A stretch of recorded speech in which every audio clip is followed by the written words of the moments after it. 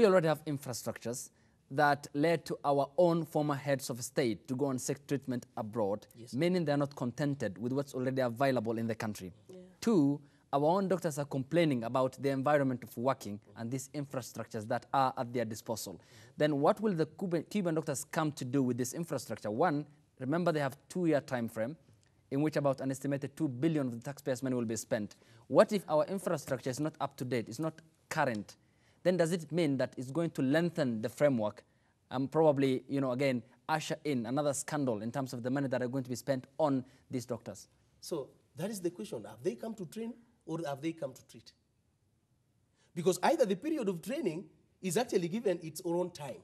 The time of actually now treating will also be given its own time. During that time, we are asking ourselves, whatever we have, the infrastructure we have, is it accommodating the specialization they are coming with? So that it will translate into the specialization we are talking about. Or is this another way of sabotaging this process? So that whatever we are talking about in terms of the health is not going to work. So that we have an advantage of actually bringing other things to Kenyans.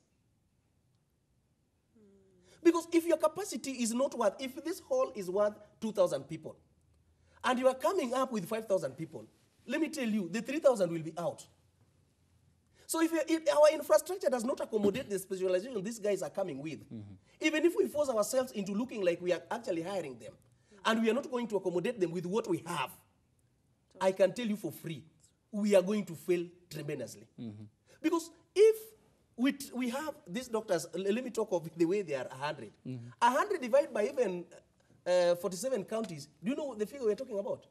We are talking about close to 2 doctors. 2 doctors in every Each county. So then that means we are telling Kenyans that 2 doctors will be managing a county of close to 1 like Nairobi. How many? How many? More than 3 million? We have more than 3 million. So that number alone cannot even match what we are talking about. But because we are trying to make it look like, you know, when doctors come, everybody has been treated.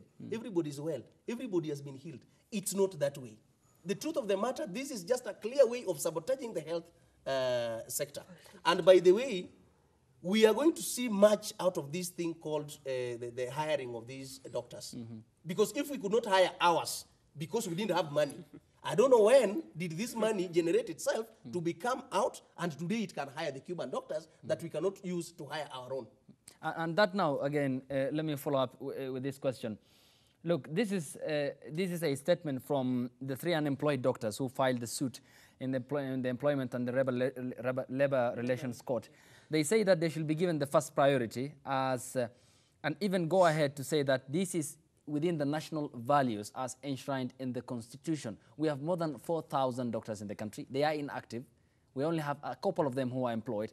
And then it comes to the hypocritical aspect of the government. Yes, there is the goodwill, as the president said. He wants to achieve the universal healthcare coverage for all Kenyans. But there is egregious and undeniable double standards from the government itself. Look at what happened over the period of the strike, the longest perhaps in the history of the country, when doctors were jailed for simply asking for salary increment, better working environment. Then you go abroad, then you say there's no money to employ more Kenyan doctors. You go abroad, come with other doctors. Then where do we draw the line? Is the government not hypocritical in all its senses that it's trying to give Kenyans, you know, the bit to swallow of these Cuban doctors? It is not Kenyans, it is the president. He's very hypocritical. The president himself said, and I can quote, that if you don't have the capacity, build the capacity. Don't import the capacity. Don't import the professionals we are talking about. But then, you know, without cooperation with our existing doctors here, and now the incoming doctors, still that service we are talking about will not be delivered. Because if you come to work in a facility whereby everybody is looking at you like an animal, how will you be working? First of all, we could have actually made all these people to understand that whatever we are going to do, let it be something that is understood with everyone. Can we all embrace it? Can we all own it? Can we all lead it? And then the entire process comes to be a clear path that we are going to achieve 1, 2, 3, 4. But don't compel, don't impel, don't coerce people into your own idea without making them, first of all, to buy the idea. So forcing these people to come here does not make them, does not make Kenyans to be treated within an overnight. we could have taken our doctors for further studies. Because I cannot take 7 years studying, medicine. Then you come out, somebody tells you that the 7 years you are there, it's like it's a waste. It's irrelevant. It's useless. It's totally useless. So it is better for us now to go for the people. And my question still is that, when did we think that our doctors could have not done this when we are the people who didn't actually equip or the health sector? We didn't fund it enough. We didn't come with those given facilities that is worth the international standards. All right. It's a worrying scenario, right? It's okay, let me again pose this to you, Karlmax.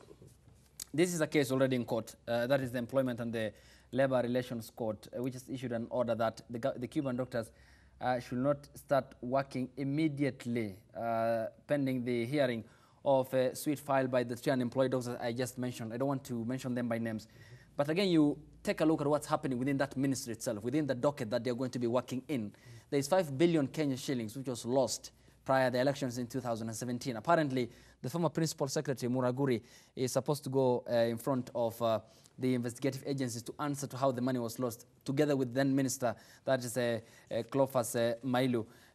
And then you wonder, they're coming into literally a net of corrupt individuals, corrupt ministry, a docket that has spent more than 5 billion. That's literally a double of what they're supposed to be paid for medicines and equipment that were never delivered to respective hospitals. And then you don't have this universal coverage. President wants it achieved before 2022. A time frame of 2 years for the doctors, a time frame of 3.5 years for the president. Is it attainable? That is what I'm telling you. These people are lying, and let's take these to the bank. There is nothing that we are talking about that we're going to achieve in terms of the healthcare. It is a clear way of sabotaging the whole process, so that we'll come back to blame. You understand? We'll come now to start blaming one another. You didn't make it work. You didn't do that. You didn't do this. So that the corruption we are talking about is going to get now the easiest way to run through the health sector. Immediately will be done. The same people who are now bringing the doctors here will be running away to go and be treated, in foreign countries. For your information, if you really talk of, the health sector to be improved the way you are talking about it, then can we now tell Kenyans that we don't want to hear anybody leaving this country to go and be treated outside? Because now that we have the doctors and the specialization that we are talking about, we've already brought it in Kenya. Can we now say that from today, moving forward, Kenyans should not hear anybody leaving this country to go and be treated where? Outside. And can we now be guaranteed that when our doctors actually get out of campuses, then we can guarantee them jobs? And if all what we are offering them is not in line with the standards of the world, can we take them to those given institutions so that they come back, okay, then do exactly what we expect others to be doing for us? Because we will not retain these doctors here for 100 years. no. They have a time frame of 2 years. So if they're here for 2 years, do you want to tell me within the 2 years, all the diseases in this country will just go away because we came with the Cuban doctors? And the question is and that is the main question rather of those that they are going to be offering with regards to their 2-year period time frame in which they are going to be working in the country following the deal between Havana and Nairobi. Again, Karlmax, this is another important question. The middle-class Kenyans who afford healthcare often do travel out of the country, specifically to India, to seek better medical attention, meaning they have no hope. They are hopeless about the healthcare system in the country. And then you have those who cannot afford, are insured under, say, the National Hospital and Insurance Fund, or others who are not getting the required medical attention in our own facilities locally here in the country. Are our own doctors also sabotaging us in terms of not giving us their best, those who are employed, in making sure that the government goes overboard to import doctors into the country, because probably what they are offering is not up to the level that the government wants in terms of the attainment of universal healthcare coverage? The scale, the package. Give these people what is worth the service. If you're paid well, you will work well. The environment will be conducive.